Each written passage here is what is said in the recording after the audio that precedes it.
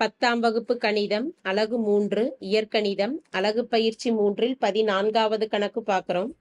ஓர் அரங்கில் ஒரு வரிசையில் உள்ள இருக்கைகளின் எண்ணிக்கை அந்த அரங்கில் உள்ள மொத்த வரிசைகளின் எண்ணிக்கைக்கு சமம்னு கொடுக்கப்பட்டிருக்கு. ஒவ்வொரு வரிசையில் உள்ள இருக்கைகளை 5 குறைத்து மொத்த வரிசைகளின் எண்ணிக்கையை இரட்டிப்பாக்கினால் அந்த அரங்கில் உள்ள இருக்கைகளின் எண்ணிக்கை முன்பை விட 375 அதிகரிக்கும். அரங்கில் துவக்கத்தில் இருந்த வரிசைகளின் எண்ணிக்கையை காண்க அப்படின்னு கேட்டிருக்குது. அரங்கில் ஒரு வரிசையில் இருக்கக்கூடிய இருக்கைகளின் எண்ணிக்கை என்னன்னு தெரியாது, அதை எக்ஸ்ன்னு எடுத்துக்கலாம். அரங்கில் ஒரு வரிசையில் உள்ள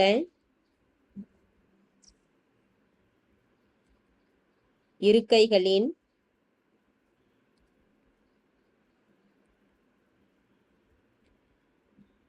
எண்ணிக்கையானது எக்ஸ் என்க.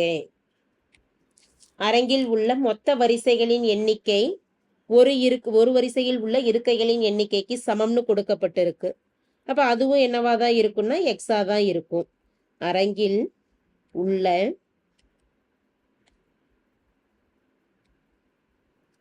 மொத்த வரிசைகளின்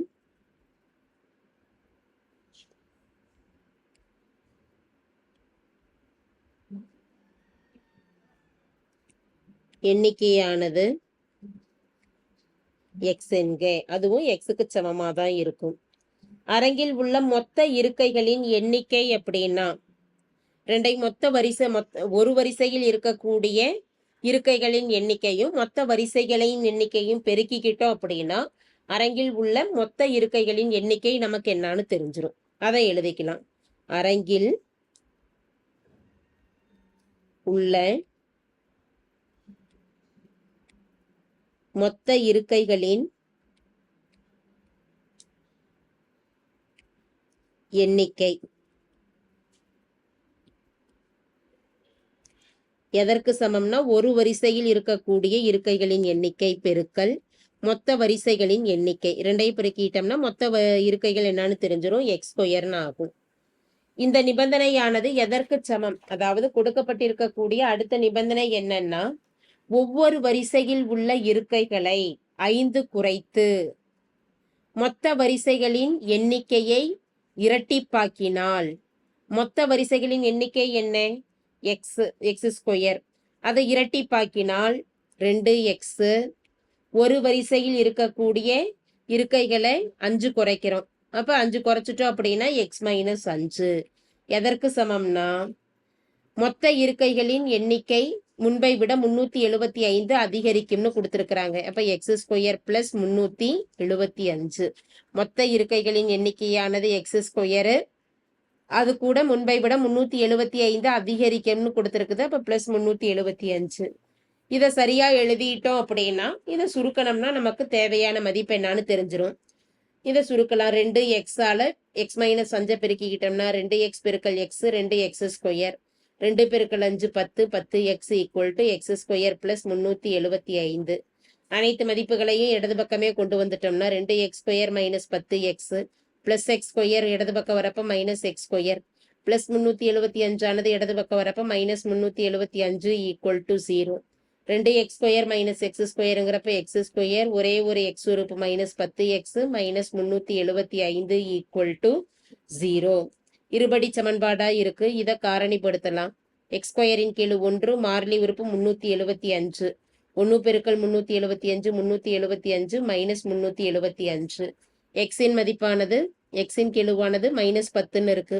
எந்த 2 எண்களை பெருக்கணும்னா நமக்கு இந்த மதிப்பு கிடைக்கும்னா 25 பெருக்கல் 10. இப்போ 25 பெருக்கல் 15. 25க்கு மைனஸ் குறியும் 15க்கு பிளஸ் குறியும் கொடுத்துக்கலாம். அப்பதான் கூட்டுறப்ப மைனஸ் 10ன்னு கிடைக்கும்.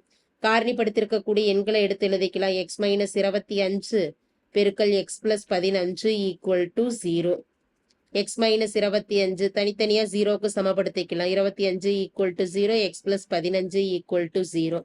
மைனஸ் 25 ஆனது வலது பக்கம் போறப்ப பிளஸ் 25, பிளஸ் 15 வலது பக்கம் போறப்ப மைனஸ் 15. எக்ஸ் என்பது ஒவ்வொரு வரிசைகளின் எண்ணிக்கையை நமக்கு கேட்டிருக்கிறாங்க. வரிசைகளின் எண்ணிக்கை எப்படிங்கிறப்ப எதிர்குறையில வர்றது நமக்கு ஏற்புடையதா இருக்காது.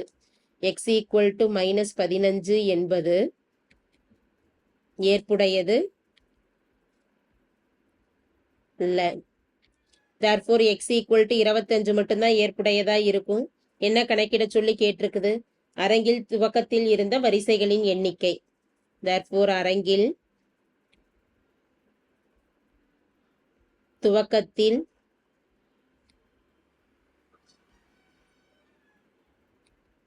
இருந்த வரிசைகளின் எண்ணிக்கை 25 ஆகும். தேங்க்யூ.